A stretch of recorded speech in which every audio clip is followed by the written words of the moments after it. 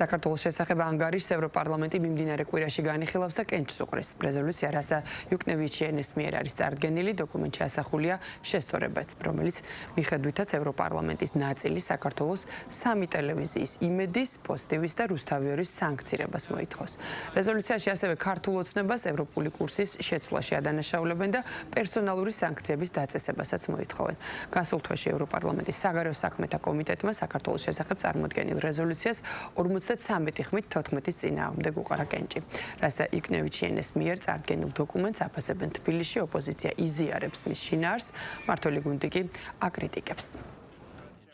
სრულიად რეალურია, რომ ევროპარლამენტმა კიდევ ერთი მკაცრი რეზოლუცია მიიღოს იმ ძირგამომხრელი საქმიანობიდან გამომდინარე, რომელსაც აწარმოებს ქართული ოცნება, მათ შორის ადამიანის უფლებების მასობრივი დარღვევით, სისტემური დანაშაულით და ასევე პროპაგანდით და ასევე ირანისა და რუსეთისათვის დახმარებით, ხო? მაგრამ სამწუხაროდ მე არ მაქვს მოლოდინი, რომ ეს რეზოლუცია მასში ჩაწერილი პუნქტები შესრულდება ოცნების მიერ. მაგრამ ჩვენ გვაქვს გამოსავალი და გამოსავალი არის თანმიმდევრული ნაბიჯები. გამოსავალი არის ხალხის გაერთიანება, დიდი დემონსტრაციები. სამწუხაროდ, როდესაც ესეთი საკითხები იხილება, ყოველთვის არის საფრთხე იმისთვის, რომ უარყოფითი გადაწყვეტილება იქნეს მიღებული, მაგრამ ჩვენ უნდა დავარწმუნოთ, ხალხმა უნდა დავარწმუნოთ ეს სივრცე, რომ არ შეიძლება ამ ქვეყნისთვის უვიზო მიმოსვლის შეჩერება.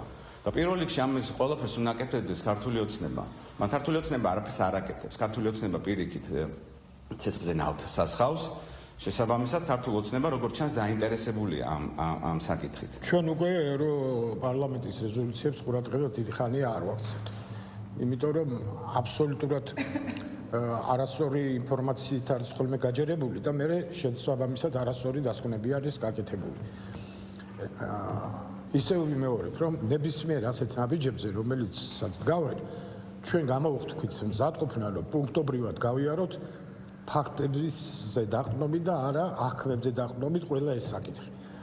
კიდევ ერთხელ ეს მილიონჯერ მაქვს ნათქვამი, მაგრამ კიდევ გავმეორებ.